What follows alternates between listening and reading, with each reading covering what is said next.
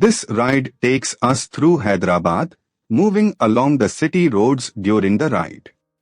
The mood here is calm and focused, with the sound of the engine carrying us through the changing rhythm of the streets.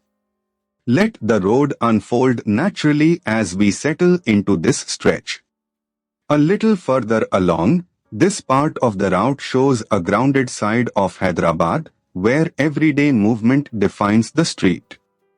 Shops, side lanes, and passing vehicles build a sense of momentum, and the pace stays steady.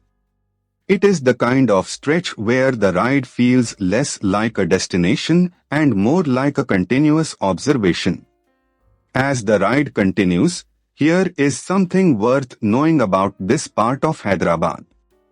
New residential townships and commercial districts continue to emerge across Hyderabad.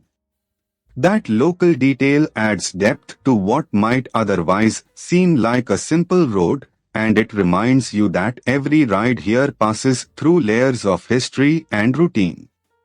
Coming into the next stretch, from the rider's perspective, this section is defined by spacing, timing, and attention.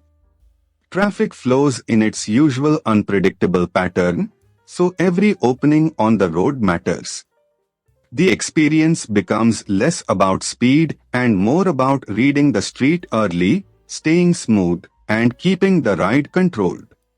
Further down the route, as the route continues, the presence of history Nizam gives this stretch a stronger sense of place. Landmarks like this help anchor the ride because they turn a moving sequence of roads into something memorable. With the road opening ahead, the atmosphere here changes with the hour, and the weather adds its own character to the ride.